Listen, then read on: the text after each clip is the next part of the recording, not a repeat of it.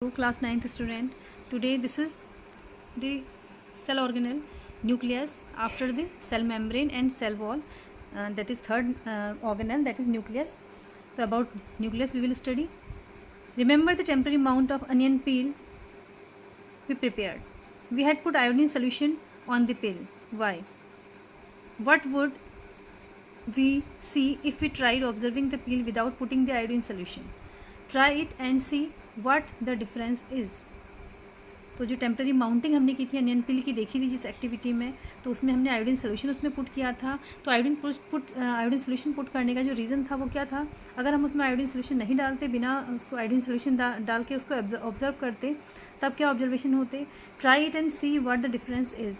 तो ऐसा कीजिए बिना आयोडीन सोल्यूशन को पुट करे हुए उसमें, और आयोडीन सोल्यूशन डालने के बाद दोनों में डिफरेंस क्या है वो देखेंगे. तो further when we put iodine solution on the peel did each cell get evenly coloured. तो जब हमने उसमें आयोडीन सोल्यूशन डाला तो उसके जो सेल के जो ऑर्गेनल्स थे क्या वो इवनली कलर्ड हो गए थे. According to their chemical composition different regions of cell get colour differentially. तो जो केमिकल कंपोजिशन है सेल का, तो उसके जो डिफरेंट रीजन थे सेल के, मीन्स उसके जो ऑर्गेनल्स थे, दे गेट कलर डिफरेंसली, वो अलग अलग तरीके से कलर हो गए थे. Some regions appear darker than other region. तो कुछ रीजन जो है दूसरे रीजन की अपेक्षा डार्कर हो गए थे, मीन्स उनका जो कलर था वो डार्क कलर दिखाई दे रहा था. Apart from iodine solution we could also use safranin solution और methylene blue solution to stain the cell. तो आयोडीन सोल्यूशन के अलावा हम उसमें सेफ्रोनिन सोल्यूशन या फिर मिथाइलिन ब्लू सोल्यूशन डाल सकते थे, क्योंकि हमने केवल सेल्स के जो ऑर्गेनल है हमको स्टेन करना था, कलरिंग करनी थी. We have observe cell from an onion. तो हमने सेल को, जो अनियन की जो सेल था उसकी पीलिंग से सेल उसको ऑब्जर्व किया. तो let us now observe cell from our own body. तो अब हम ऑब्जर्व करेंगे सेल हमारे ओन बॉडी के, because we know that the organism is made up of cell. So this is the activity. We will see this activity here. Let us take a glass slide with a drop of water on it. एक कांच की slide लेते हैं और उसमें पानी की एक ड्रॉप रखते हैं. Which using an ice cream spoon gently scrape the inside surface of the cheek. और एक आइसक्रीम स्पून की हेल्प से धीरे से अपने जो चीक है, जो गाल है, उसके अंदर की ओर से उस स्पून की हेल्प से धीरे से अंदर स्क्रैप करना है. मीन्स अंदर का जो पोर्शन है, मीन्स जो जिसमें जो हम सेल देखेंगे उसको स्क्रैप करना है. तो does any material get stuck on the spoon. तो जैसे हम उसे स्क्रैप करने की कोशिश करेंगे स्पून से, तो कुछ मटेरियल उसमें चिपकेगा. तो with the help of the needle we can transfer this material and spread it evenly on the glass slide kept ready for this. तो निडल की हेल्प से हम उस मटेरियल को स्पून में से ट्रांसफ़र करेंगे उस ग्लास स्लाइड के ऊपर और इवनली डिस्ट्रीब्यूट कर देंगे, ताकि वो उसके ऊपर कवर स्लिप हम रखेंगे ताकि वो ठीक से उसमें डिस्ट्रीब्यूट हो जाए, इवनली हो जाए, मतलब पूरा जो उसकी थिकनेस है और जो इक्वल हो हर साइड से. To colour the material we can put a drop of methylene blue.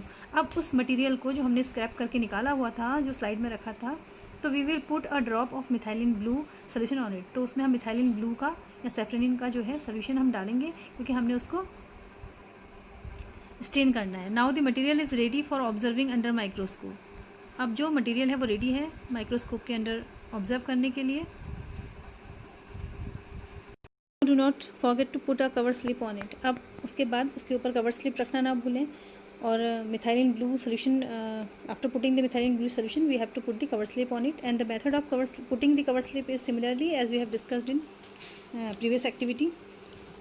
Now what do we observe while keeping under microscope. तो what is the shape of cell we see. तो structure जो cell का जो shape होगा वो कैसा होगा, and जो भी आप ऑब्जर्व करेंगे draw it on the observation sheet. उसको आप ऑब्जर्वेशन सीट में ड्रॉ करेंगे. So the structure what we observe under microscope of mounting of the human cheek cell.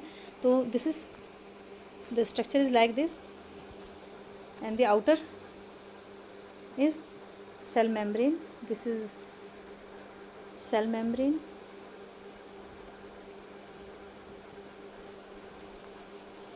and inside this is, in the center, this is nucleus,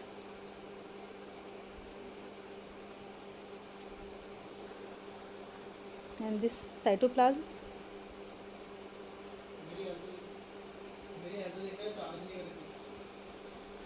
So this similar structure you will see while you will observe it in the mounting of the human cheek cell under the microscope. This you will see, you can see.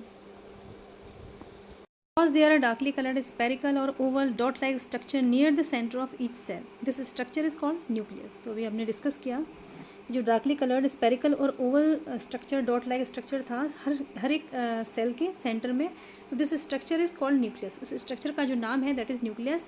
तो where there similar structure in onion peel cell also. तो क्या ऐसा structure similar structure onion peel cells में भी था? Yes. तो every cell has the nucleus, चाहे वो प्लांट सेल हो चाहे वो एनिमल सेल हो. तो this the both in the plant cell or in the animal cell the nucleus is present. The nucleus has a double layer covering called nuclear membrane. तो जो nucleus है उसमें एक डबल लेयर कवरिंग है that is called nuclear membrane. This is nuclear membrane. And the nuclear membrane has pores which allow the transfer of material from inside the nucleus to its outside, that is to the cytoplasm. तो जो nuclear membrane है इसमें pores होते हैं, means small openings होती हैं जिसकी वजह से जो मटेरियल है उसका ट्रांसफ़र हो सकता है इनसाइड द न्यूक्लियस, उसके अंदर से उसके बाहर, न्यूक्लियस के अंदर से उसके बाहर जो मटेरियल का ट्रांसफ़र है हो सकता है, मीन्स टू उसके साइटोप्लाज्म से. The nucleus contain chromosomes. अब जो न्यूक्लियस है उसमें क्या होते हैं? क्रोमोसोम्स होते हैं. What are chromosomes? Chromosomes which are visible as rod-shaped structure only when the cell is about to divide. तो जो क्रोमोसोम्स हैं इनका जो स्ट्रक्चर है that is rod shaped and they are only visible then this cell is about to divide. जब cell divide होने वाली होती है तो तभी ये जो क्रोमोसोम्स हैं वो विजिबल होते हैं. Chromosome contain information for inheritance of characters from parents to next generation in the form of DNA that is deoxyribonucleic acid molecule. जो क्रोमोसोम्स होते हैं वो कैरी करते हैं अपने अंदर इन्फॉर्मेशन को पेरेंट्स के जो कैरेक्टर्स हैं उनके जो अनुवांशिक गुण हैं उनके कैरेक्टर्स को उनकी नेक्स्ट जनरेशन में और DNA की फॉर्म में जो है ये कैरेक्टर्स को कैरी करते हैं. और DNA है आपका डीऑक्सीराइबोन्यूक्लिक एसिड, एक एसिड है तो जिसकी फॉर्म में ये कैरेक्टर्स को इनहेरिट करते हैं. Chromosomes are composed of DNA and protein. और जो क्रोमोसोम्स है वो किससे बना होता है? ये DNA एंड प्रोटीन से बना हुआ होता है. DNA molecules contain the information necessary for constructing and organizing cell. जो DNA molecule है ये कंटेन करता है जो इन्फॉर्मेशन, जो नेसेसरी इन्फॉर्मेशन है उस जो सेल है उसको ऑर्गेनाइज करने के लिए और उसको कंस्ट्रक्ट करने के लिए जो नेसेसरी इन्फॉर्मेशन होती है उसको DNA molecule कैरी करता है, कंटेन करता है. Functional segment of DNA are called gene. और जो DNA के जो फंक्शनल सेगमेंट्स हैं these are called genes. Means genes are the functional segment of DNA. In a cell which is not dividing, this DNA is present as part of chromatin material. तो वो cell जो कि divide नहीं होती है तो ये DNA उसमें क्रोमेटिन मटेरियल के रूप में रहता है. And chromatin material is visible as entangled mass of thread like structure. जो क्रोमेटिन मटेरियल है उसको वो विजिबल होता है जैसे एक थ्रेड लाइक स्ट्रक्चर के रूप में. Whenever the cell is about to divide, the chromatin material get organised into chromosomes. तो जब भी सेल डिवाइड होने वाली होती है जो क्रोमेटिन मटेरियल होता है it get organised into chromosomes. ये जो है क्रोमोसोम्स में ऑर्गेनाइज हो जाता है. तो the nucleus plays a central role in cellular reproduction, the process by which a single cell divides and forms 2 new cells. तो न्यूक्लियस जो है उसका सेंट्रल रोल है सेल के रिप्रोडक्शन में, मीन्स सेल को प्रोड्यूस करने में. तो the process by which a single cell divides and forms 2 new cell. तो वो प्रोसेस सेलुलर रिप्रोडक्शन क्या है? ये प्रोसेस है जिसके द्वारा एक सिंगल सेल डिवाइड होके 2 नए सेल बनाती है. मीन्स एक सेल डिवाइड होगी और 2 नए सेल बनेंगे. इस तरीके से जो 2 नए सेल बने हैं उनसे भी फिर 2 नए सेल बनेंगे. तो it also plays a crucial part along with the environment in determining the way the cell will develop and what form will exhibit at maturity by directing the chemical activities of cell. It also plays a crucial part. Means जो nucleus है एक महत्वपूर्ण part play करता है अपने environment के साथ.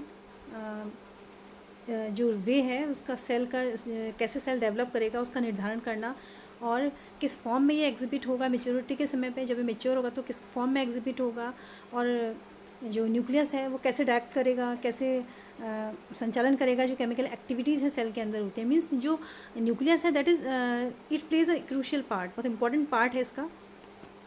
इन some organism like bacteria the nuclear region of the cell may be poorly defined due to the absence of a nuclear membrane. तो कुछ ऑर्गेनिज्म में जैसे कि बैक्टीरिया, जो न्यूक्लियर रीजन होता है सेल्स का वो पुअरली डिफाइंड होता है क्योंकि इसमें एब्सेंस होती है न्यूक्लियर मेम्ब्रेन की।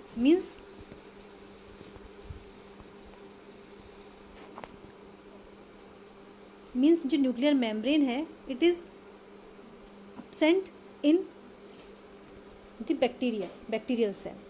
Means outside the nucleus there is no nuclear membrane. So such an undefined nuclear region containing only nucleic acid is called a nucleoid. तो ऐसी undefined nuclear region में मीन्स बैक्टीरिया में they contain only nucleic acid, तो उनमें केवल nucleic acid होता है जिसको हम कहते हैं nucleoid. Such organism whose cells lack a nuclear membrane are called prokaryotes. तो ऐसे ऑर्गेनिज्म जिनकी सेल के बाहर जो न्यूक्लियर मेम्ब्रेन है उसकी कवरिंग नहीं होती, तो these are called prokaryotes. Pro means primitive or primary and karyote means karyon or nucleus we can say. तो organism with cell having a nuclear membrane are called eukaryotes. और ऐसे organism जिनकी sales में nuclear membrane होती है outside the nucleus that are called eukaryotes. Means what is the difference between eukaryotes and prokaryotes? So eukaryotes are the organism with cell having a nuclear membrane, and prokaryotes the organism whose cells lack a nuclear membrane, जिनमें nuclear membrane नहीं होती। तो these are the prokaryotes. So this is very important points. What are prokaryotes and what are eukaryotes? Prokaryotic cells that you can see in figure 5.4. In this you can see the prokaryotic cell. These prokaryotic cell, these have no nuclear membrane. आप देख सकते हैं कि cell, this is the prokaryotic cell, और इस cell के बाहर cell wall है, you can see the cell wall and also the plasma membrane, and but there is no nuclear membrane. जो न्यूक्लियर मेम्ब्रेन है वो नहीं है, there is only the acid. This is called nucleoid. This is nucleoid.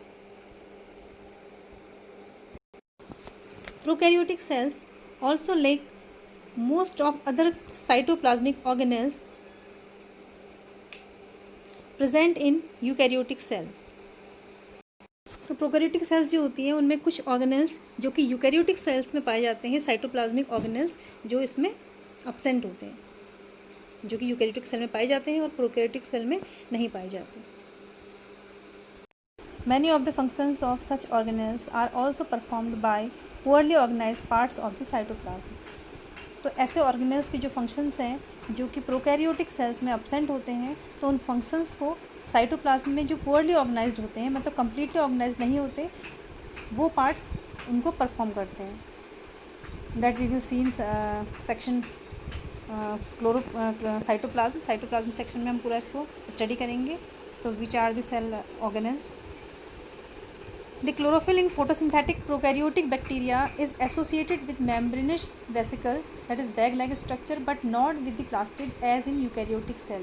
देखिए eukaryotic cells में plastids होते हैं and the plastids are not in prokaryotic cells, but the chlorophyll that is in photosynthetic prokaryotic bacteria, because they are photosynthetic, so they have chlorophyll, but the chlorophyll is not associated with the plastid, that is associated with the cell membranous vesicles, that is bag like structure.